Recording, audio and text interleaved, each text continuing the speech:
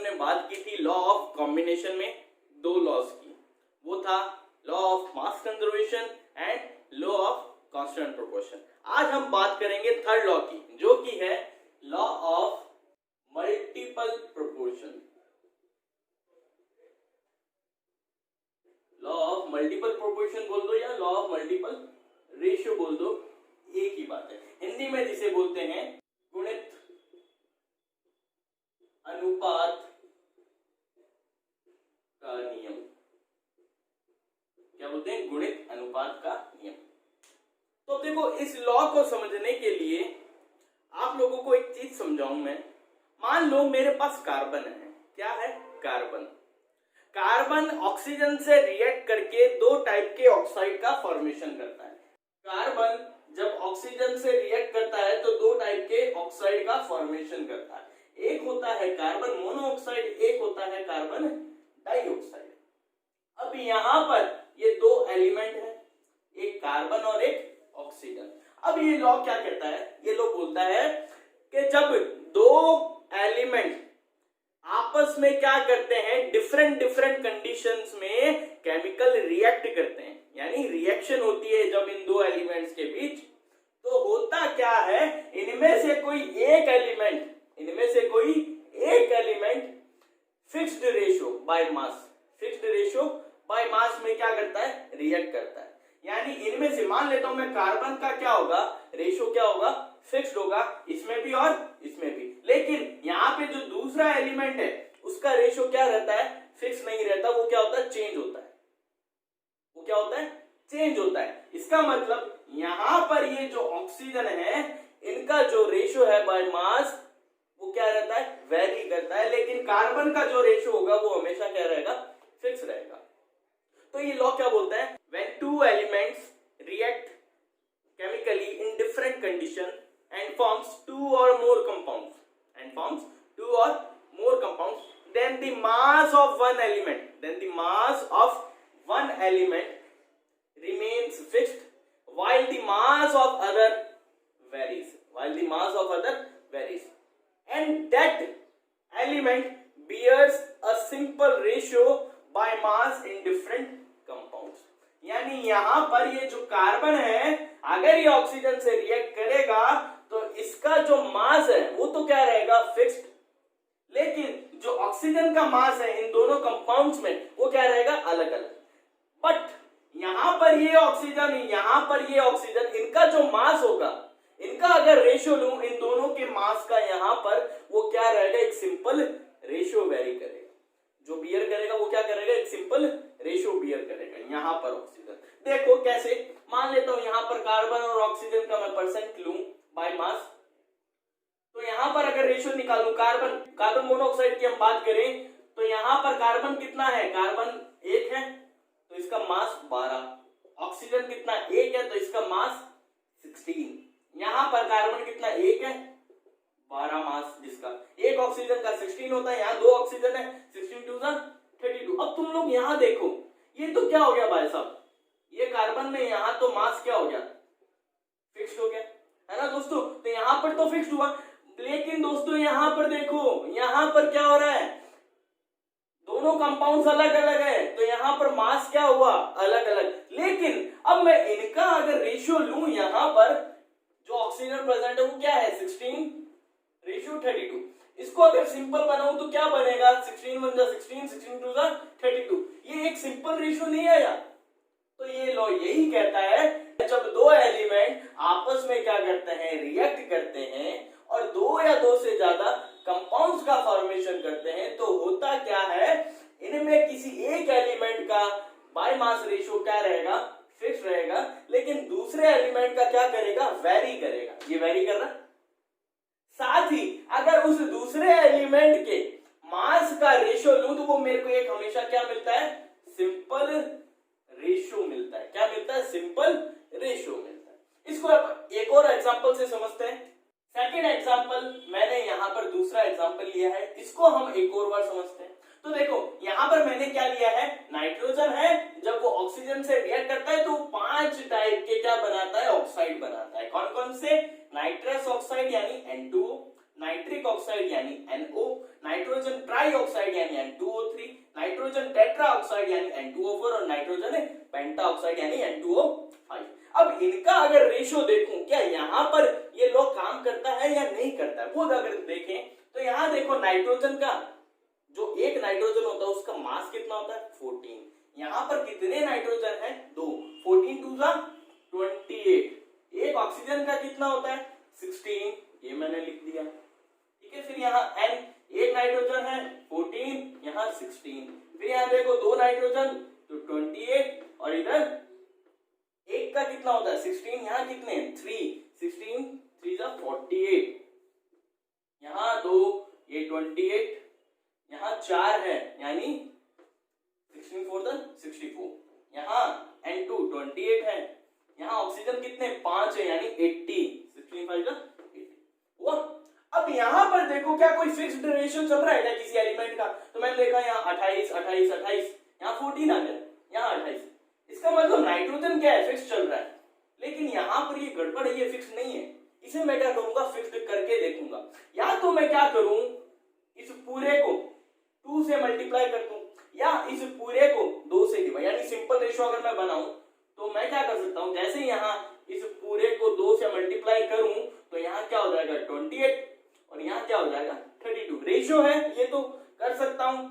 या मैं क्या करूं इस पूरे में 2 का डिवाइड कर दूं, तो मेरे पास अगर मैं 2 का डिवाइड करता हूं तो यहाँ पर क्या होगा 14 आएगा, यहाँ पर भी 14, यहाँ 14, यहाँ 14, यानी इसको छोड़कर बाकी सब मैं अगर डिवाइड करूं 2 का तो यहाँ 14 14 होगा और यहाँ पर भी वैल्यू कुछ चेंज हो जाएगी। जो आपको अच्छा लगे वो करो, हमें क्या करना है किसी एक का मास फिक्स करना है। तो मैंने क्या किया, मैंने यहाँ पर इसमें क्या कर रहा हूँ 2 की मल्टीप्लाई, इसको मल्टीप्लाई बाय 2 किया, रेशियो है कर सकता हूँ। जैसे ही मैंने मल्टीप्लाई बाय 2 किया तो यहाँ कितना हुआ 28, यहाँ हुआ 32। ठीक है, अब मैं इसको हटा दूं। जैसे ही मैंने हटाया तो मैंने देखा कि भाई साहब यहाँ तो ये क्या हो गया दोस्तों, ये तो क्या हो गया फिक्स्ड हो गया। तो यहाँ नाइट्रोजन का मास तो क्या हो गया फिक्स्ड, लेकिन वेरी क्या कर रहा है ऑक्सीजन का, कैसे कर रहा है 16 32 48 64 80। अब तुम अगर गौर करो यहाँ पर तो ये आपस में क्या करेंगे, एक सिंपल रेशियो बिहेव करेंगे। कैसे 16 रेशियो 32 रेशियो 48 रेशियो 64 रेशियो 80 हुआ। अब इसको अगर मैं काटूं 16 1 जा 16 62 जा 32 16 3 जा ये 4 जा ये 5 जा, तो ये क्या हो गया एक ऑक्सीजन आपस में क्या कर रहा है एक सिंपल रेशियो बियर कर रहा है। यानी हमने जो अभी लॉ पढ़ा है वो यहाँ पर क्या होता है वेरीफाई होता है कि एक एलिमेंट क्या करेगा उन कंपाउंड्स में फिक्स रहेगा उसका मास, लेकिन दूसरे एलिमेंट के जो मास है वो क्या करेंगे वेरी करेंगे और आपस में क्या करेंगे एक सिंपल रेशियो बिहेव करेंगे। आई बात समझ में। अब इसको हम देखेंगे कि इस लॉ को हम अप्लाई कैसे करें क्वेश्चंस में। अब देखो गाइस, इस लॉ ऑफ मल्टीपल प्रोपोर्शन को हम क्वेश्चन में कैसे अप्लाई करते हैं वो हम सीखते हैं। तो यहाँ पर देखो क्वेश्चन आपको स्क्रीन पे दिख रहा होगा। क्वेश्चन क्या बोलना चाह रहा है, क्वेश्चन बोल रहा है कि मेरे पास अगर कोई मेटल है और वो ऑक्सीजन से क्या करता है रिएक्शन करता है, तो 2 टाइप के ऑक्साइड्स का फॉर्मेशन करता है, 2 टाइप के मेटल ऑक्साइड का फॉर्मेशन करता है। उसमें से फर्स्ट टाइप का जो मेटल ऑक्साइड है उसका फॉर्मूला उसने आपको क्वेश्चन में दिया है, लेकिन जो सेकंड टाइप का ऑक्साइड है उसका फॉर्मूला उसने नहीं दिया, वो आपको फाइंड आउट करना है। अब उसने बोला है जो फर्स्ट टाइप का मेटल ऑक्साइड है उसमें जो ऑक्सीजन का परसेंटेज है बाय मास वो कितना है 27.6, और जो सेकंड टाइप का है उसमें ऑक्सीजन का परसेंटेज कितना है 30%। अब देखो इसको सॉल्व कैसे करते हैं। मेरे को पता है कि जो फर्स्ट टाइप का मेरे पास कंपाउंड है उसमें जो ऑक्सीजन का परसेंटेज है वो कितना है 27.6। ठीक है, यहाँ पर ऑक्सीजन के 4 एटम है, यानी ये 4 एटम इस पूरे कंपाउंड में इतना कंट्रीब्यूट कर रहे हैं। अगर ये 4 एटम इतना कंट्रीब्यूट कर रहे हैं तो ये 3 एटम मेटल के कितना कंट्रीब्यूट करेंगे। मैंने मान लिया पूरा कंपाउंड कितना होगा 100%, इसमें से क्या कर दूंगा इसको माइनस कर दूंगा, तो मेरे पास आएगी वैल्यू 72.4% बाय मास। यानी ये जो परसेंट है बाय मास ये किसका है, इस मेटल के 3 एटम का कंट्रीब्यूशन है 72.4%। ठीक है, इसी टाइप से जो दूसरे टाइप का मेरे पास कंपाउंड होगा उसका फॉर्मूला हमें निकालना है जो हमें नहीं पता। मैं मान के चल रहा हूं वो है MX और OY टाइप का, ठीक है, जो पूरा कितना होगा 100%। इसमें से ऑक्सीजन का कंट्रीब्यूशन कितना दे रखा है हमें 30%। जब ऑक्सीजन का इतना है तो मेटल का कितना होगा, ऑब्वियस सी बात है 70%, ठीक है। आई बात समझे। अब देखो, अब मैं क्या करूंगा, मैं यहां पर देखूंगा अगर मेरे पास मेटल के यहाँ 3 एटम है और उनका कंट्रीब्यूशन कितना है 72.4%। अगर यही मेटल मेरे पास कितना हो 70% हो तो कंट्रीब्यूशन एटम्स का कितना होगा, कितने एटम कंट्रीब्यूट करेंगे, तो उसको देखने के लिए यहां देखो मैंने माना 72.4% जब मेरे पास क्या था मेटल था तो एटम कितने थे मेरे पास 3 एटम। अगर मेरे पास 8% होता तो एटम कितने होते 3/72.4, जो यूनिटी मेथड है वही अप्लाई करना है, इतने एटम होते। अगर मेरे पास 70% है मेटल तो कितना होगा 3/72.4 इंटू 70 एटम। अब इसको सॉल्व करेंगे तो मेरे पास वैल्यू आएगी 2.90 एटम, ठीक है। आप लोग सॉल्व करके देखना ये वैल्यू आएगी।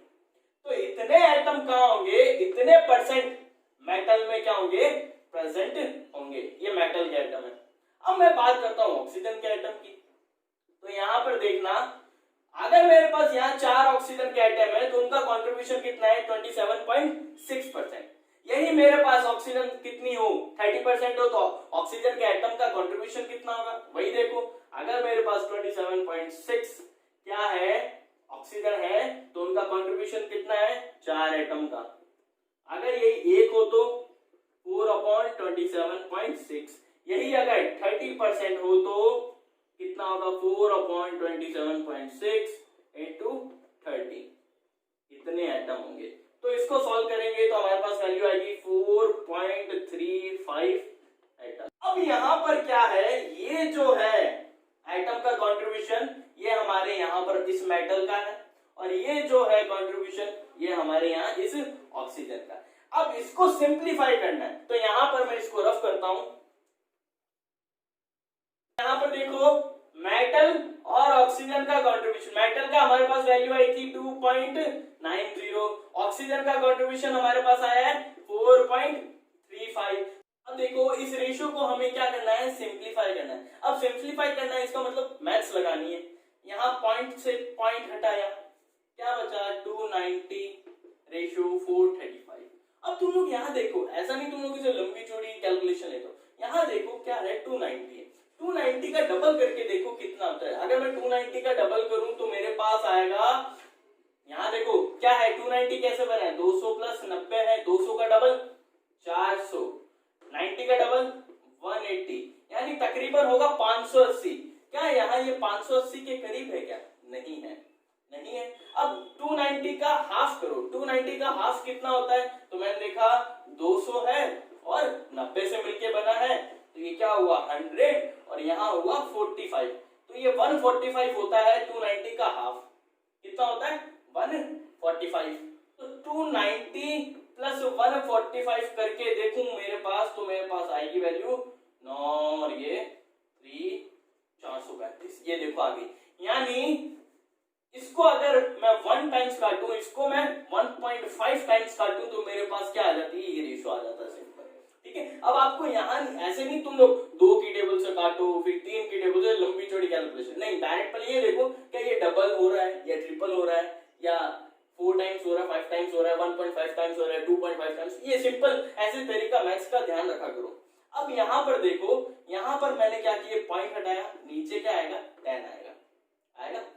अब मैं क्या कर रहा हूं इधर भी 10 की मल्टीप्लाई इधर भी 10 की मल्टीप्लाई, तो ये कैंसिल आउट, तो यहाँ क्या हुआ 10 रेशियो 15, सिंपल।